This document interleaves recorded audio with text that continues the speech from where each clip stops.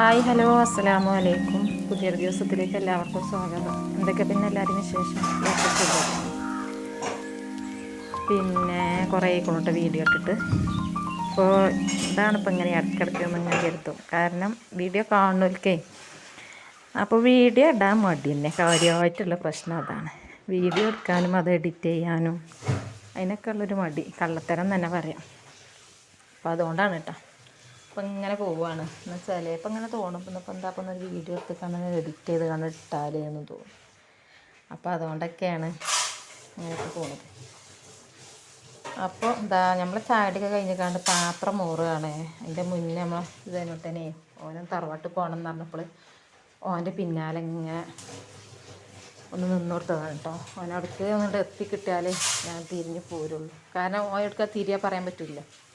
നമ്മൾ ഇവിടുന്ന് പോവാന്ന് പറഞ്ഞേക്കുക, കുട്ടികളുണ്ടാവും നേരം ഇരിക്കാൻ പറ്റില്ല. ഒരു അതിർത്തിക്കാണ്ട് എത്തണമെന്ന് കരുതി അങ്ങനെ അവിടെ നോക്കി നിന്നതാണ് കേട്ടോ. അപ്പോൾ അരിയൊന്നും ഇട്ടിട്ടില്ല, ചോറ്റിന് വെള്ളം അവിടെ വെച്ചിക്കണ്.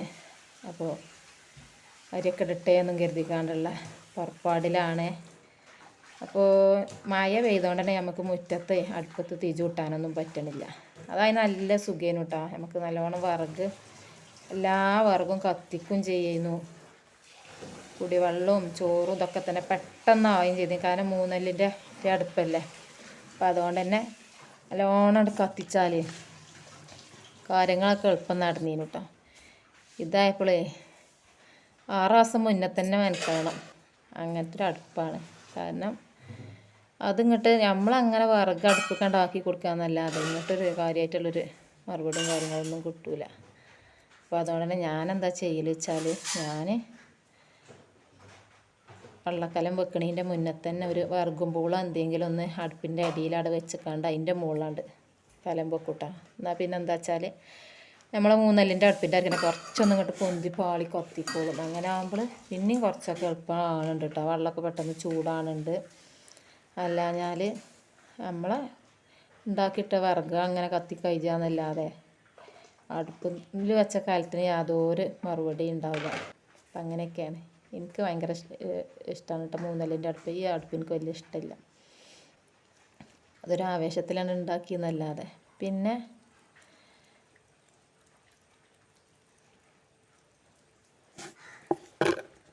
അപ്പം ഇന്നിപ്പോൾ പെരുന്നാളൊക്കെ കഴിഞ്ഞ് മദ്രസൊക്കെ തുറന്ന ദിവസമാണ്. അതേപോലെ തന്നെ സ്കൂളും ഉണ്ട്.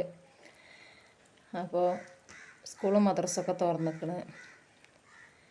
അപ്പോൾ മോളൂസ് മദ്രസ ഇട്ട് വരുമ്പോഴത്തേന് തന്നെ ചോറാണ് കേട്ടോ. കാരണം ഓൾ ചിലപ്പോഴാണ് രാവിലെ കടി തിന്നുള്ളൂ. എല്ലാ കടി അപ്പം ആയാലൊന്നും വലിയ ഇഷ്ടമില്ല. അപ്പോൾ ചോറാണെങ്കിൽ എന്തെങ്കിലും കൂട്ടാനും ഉണ്ടാക്കി കഴിഞ്ഞാൽ അത് തിന്നും കണ്ട് പോകും കേട്ടോ. അപ്പോൾ അതുകൊണ്ടാണ് വലിയ അർജൻറ്റ്. അപ്പോൾ അതുകൊണ്ടാണ് കേട്ടോ അങ്ങനെയൊക്കെ കാട്ടുന്നത്. ഞാൻ വെള്ളം പെട്ടെന്ന് ചൂടായി കിട്ടാൻ വേണ്ടിയിട്ടൊക്കെ. അല്ലെങ്കിൽ കുട്ടികൾക്ക് സ്കൂളിൽ ചോറൊക്കെ ഉണ്ട്, സമാധാനത്തിൽ നോക്കിയാൽ മതി എന്നൊന്നും കരുതാൻ പറ്റില്ല.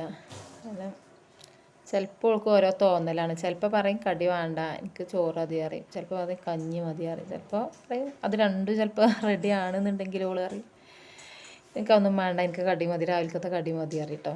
അപ്പം അങ്ങനെയൊക്കെയാണ്.